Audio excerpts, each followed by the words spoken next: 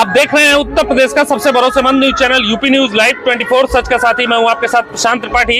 ये मुख्यमंत्री के शहर गोरखपुर में है। गोरखपुर महोत्सव का आगाज हो चुका है और लगातार उसमें राष्ट्रीय ग्रामीण आजीविका मिशन के बैनर तले कम से कम 20 से 25 दुकानें इस महोत्सव में लगी हैं और महिलाएं अपने आप पे राष्ट्रीय ग्रामीण आजीविका मिशन के बदौलत अपने आप में आत्मनिर्भर हो रही हैं और अपने आप में आत्मस्वावलंबी और अपने आप में आत्म मजबूती में हो रही हैं। इसी क्रम में हमारे साथ गोरखपुर के राष्ट्रीय ग्रामीण आजीविका मिशन के जिला मिशन प्रबंधक अभिषेक वर्मा हमारे साथ हैं। उनसे पूछेंगे कि गोरखपुर महोत्सव में किस तरीके की तैयारी है। सर, क्या तैयारी है गोरखपुर महोत्सव में आपकी? गोरखपुर महोत्सव की तैयारियां पूरी कर ली गई हैं जी, और कल उद्घाटन भी हुआ है। इस बार 10 से 12 तारीख तक का कल उद्घाटन हुआ 10 तारीख में और 12 तारीख में समापन होगा, जिसमें समापन में माननीय मुख्यमंत्री जी खुद स्वयं स्टॉल का विजिट करते हैं, ऑब्जर्वेशन लेते हैं सारी चीज़ों का, कितना बिक्री रहा क्या रहा। और फिलहाल इन लोगों के जो स्टॉल हैं ये 16 तारीख तक सभी स्टॉल लगे रहेंगे। और साथ ही साथ ये भी कहना चाहूँगा कि एक प्लेटफॉर्म दिया जाता है कि हम जो स्वयं सहायता समूह की महिलाएं और हमारी दीदियां हैं उनको एक प्लेटफॉर्म इसलिए उपलब्ध कराते हैं कि आए जो प्रोडक्ट है उनको कैसे बेचना है, क्या सिखाना है, वो सब हम लोगों की एक टीम है तो उनको बताती है कैसे कस्टमर से बात करना है और प्रोडक्ट की क्वालिटी क्या है, वो सारी चीज़ें बताना रहता है। तो हम लोग सपोर्ट करके उनकी बिक्री करवाते हैं। जैसे आज यहाँ का ये स्टॉल है तो इन्होंने कल 5,500 रुपये की बिक्री किया था और आज भी इनका अभी काउंट नहीं किए हैं, बताई हैं, लेकिन अगर इस तरह से बिक्री हो रही है तो बहुत अच्छा है और अच्छा प्रदर्शनी और बिक्री दोनों भी अच्छी हो रही है। अच्छा, ये बताइए कितनी दुकानें दीदियाँ लोग कितनी दुकान आपकी लगाई हैं? 25।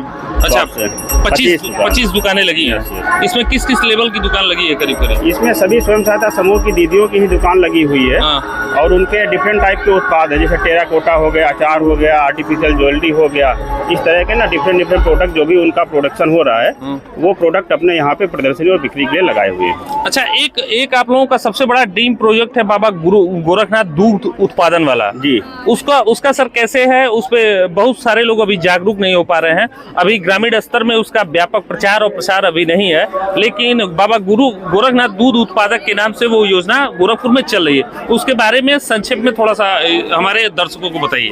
ये एक मंडल स्तर की कंपनी बनाई गई है, बाबा गोरखनाथ कृपा मिल्क उत्पादक कंपनी जी, ठीक है। इसका गठन हो चुका है और चिलिंग पॉइंट बन गए हैं और उसमें जो हमारी स्वयं सहायता समूह की महिलाएं हैं जो पशुपालन का काम करती हैं उनको समूह से जोड़ते हुए और बेनिफिट्स दिए जा रहे हैं। जैसे आज उनका दूध लोकल उनका दूधिया आता है लेने, ठीक है, और ये लोग खुद ही चिलिंग पॉइंट पे जा करके उनके जो कलेक्शन पॉइंट बने हुए हैं वहाँ पे कलेक्ट हो जा रहा है दूध और वहाँ से सीधा जो है मिल्क प्रोड्यूसर कंपनी को सीधा वो चला जा रहा है। उससे ग्रामीण स्तर में दूध का मार्केटिंग डेवलप होगा। उससे बिल्कुल मार्केट तो डेवलप ही होगा और बाकी पशुपालन के लिए भी हम लोग बढ़ावा दे रहे हैं। जैसे हम लोग CIF की धनराशि दे रहे हैं, बैंक से CCL कराते हैं तो उसमें मैक्सिमम लोग पशु और खेती में ही यूज कर रहे हैं। तो किस किस्म के पशु लाएं जिससे कि अधिक से अधिक दुग्ध उत्पादन हो सके, उस पे भी हम लोग फोकस कर रहे हैं। अच्छा, उस पे भी फोकस कर रहे हैं जी। आगे किस तरीके से राष्ट्रीय ग्रामीण आजीविका मिशन का गोरखपुर में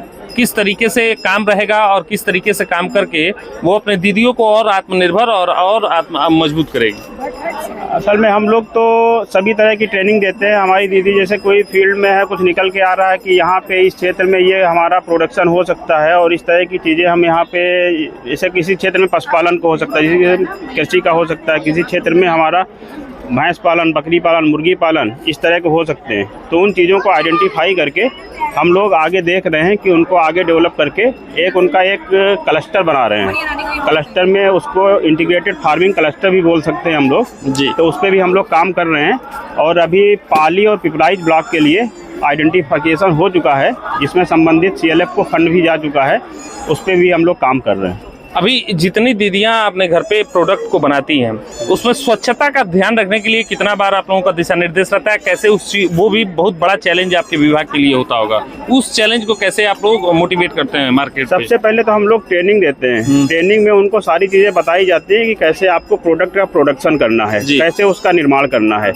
तो वो सब चीज़ें दीदियाँ खुद ही अपना ध्यान दे करके ही सारी चीज़ें प्रोडक्शन कर रही हैं और मेन होता है प्रोडक्शन तो अच्छी क्वालिटी का हो जा रहा है, लेकिन पैकेजिंग पे थोड़ी सी दिक्कत आ रही है। तो ONDC के थ्रू हमारा MOU भी हुआ है, माननीय मुख्यमंत्री जी का भी कार्यक्रम था जिसमें ONDC कंपनी के थ्रू हमने उसको किया है कि इनके ऑनलाइन प्लेटफॉर्म भी उपलब्ध कराए जाएं और उनके जो है प्रोडक्ट में जो हमारा उनका गुणवत्तापरक उनकी जो क्वालिटी है उसकी भी जांच करके उसको आगे बढ़ाते हैं। ये थे हमारे साथ जिला मिशन प्रबंधक अभिषेक वर्मा, जो लगातार दीदियों को संगठित करके और उनको बढ़िया ट्रेनिंग देके अपने विभाग से और किस तरीके से समूह के माध्यम से उसको आत्मनिर्भर और आत्मस्वावलंबन बनाने में कोई कसर राष्ट्रीय ग्रामीण आजीविका मिशन गोरखपुर छोड़ना नहीं चाह रहा है। कैमरामैन सर्वेश तिवारी के साथ प्रशांत त्रिपाठी की रिपोर्ट, गोरखपुर।